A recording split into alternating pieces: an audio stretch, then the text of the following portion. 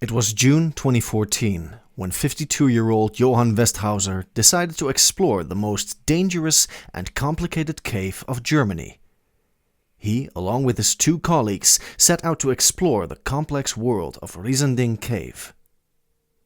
It is the longest and deepest cave in Germany.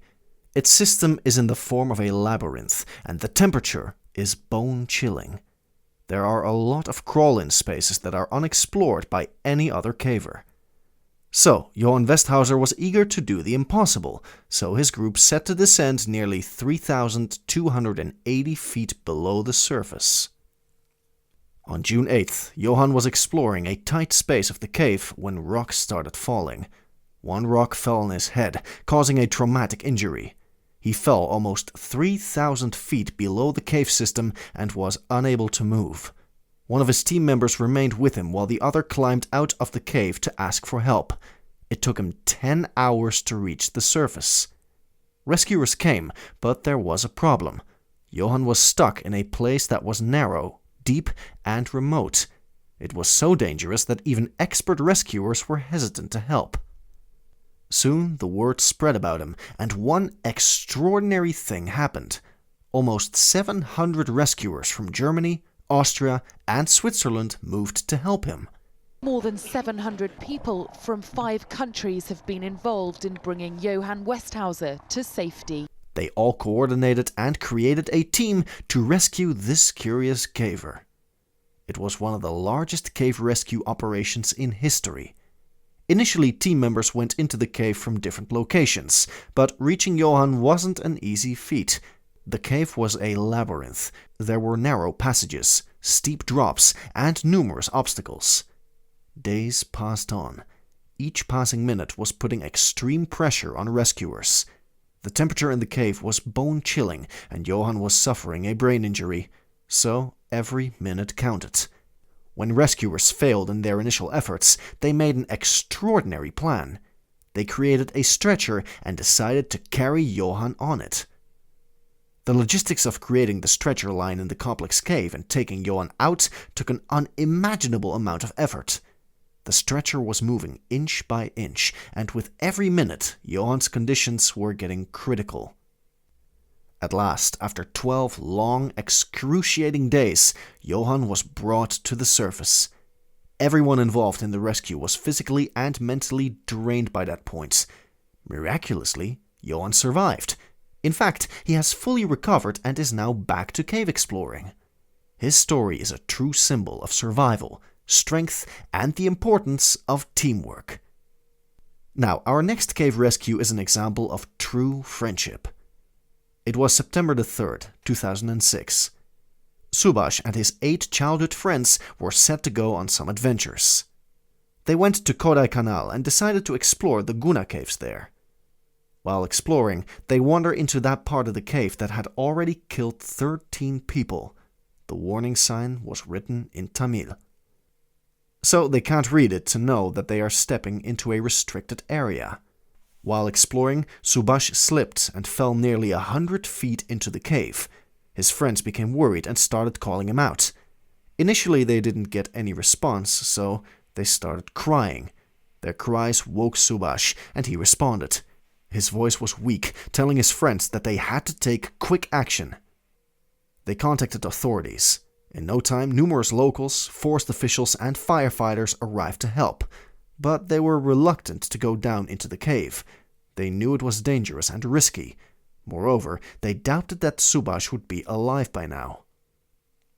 Seeing the reluctant authorities, Subash's friend Siju decided to act.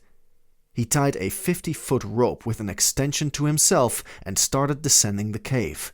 He switched on his torch only to find bats flying towards him. But this didn't stop him. When his first rope ended, he used the extensive one to move further into the cave. There was pitch darkness, making it difficult for him to see the bottom of the cave. When Siju climbed 60 feet down, he saw the body of his friend. Subash was lying on the rocks, unconscious. He called out authorities to tell him he is alive.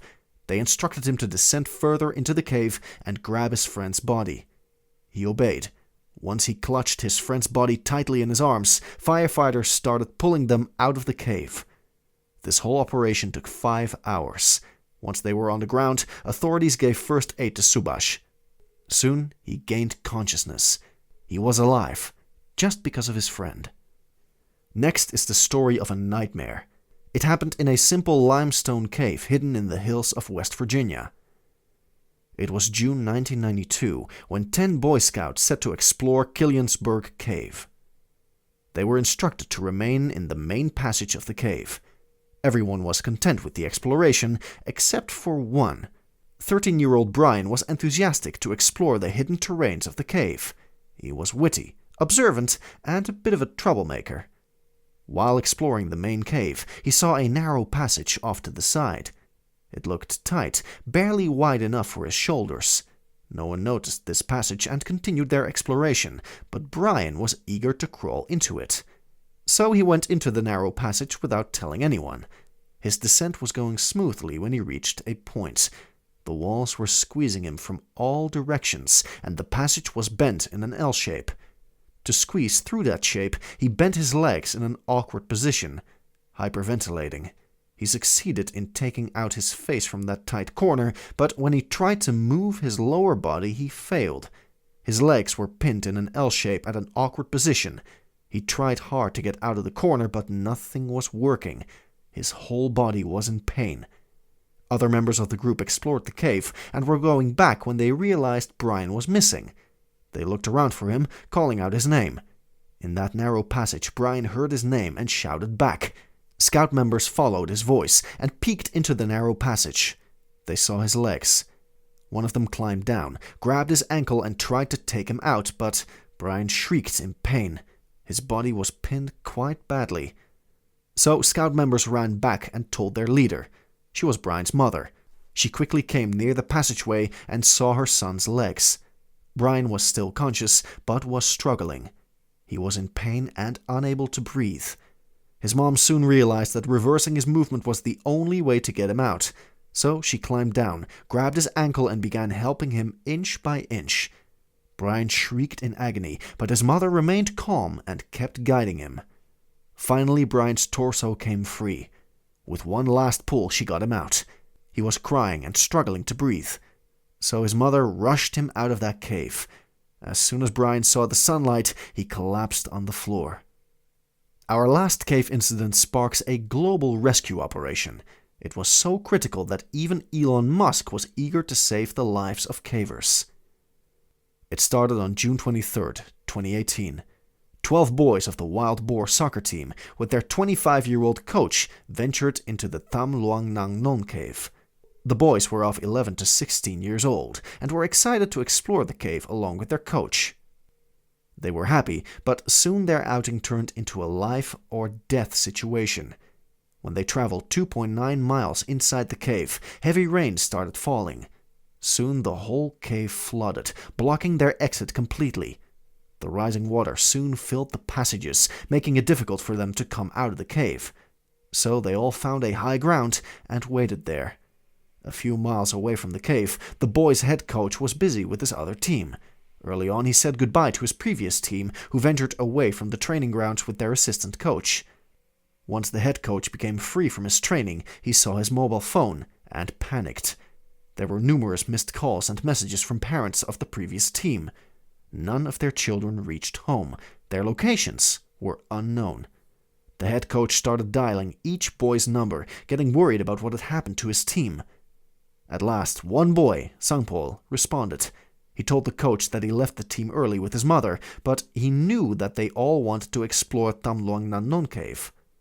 The head coach ran toward the cave, only to find the bicycles of the boys and his assistant coach. There was water around the cave, making it difficult for him to reach it. So he called local Thai authorities.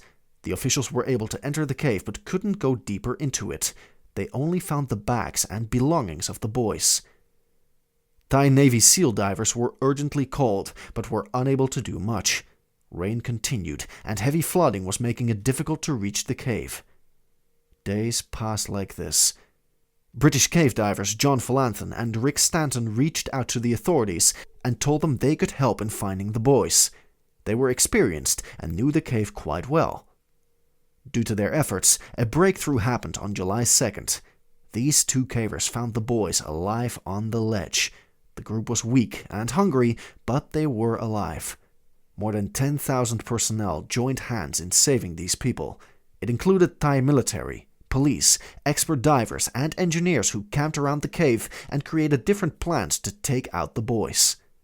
They provided each boy with diving gear and instructed them on how to dive through the water. Each boy followed an expert, made sure they remained near the guidelines, and ventured out of the cave. At last, by July 10th, all of the 12 boys and the assistant coach were out of the cave. The whole world took a breath of relief when they came out of the cave.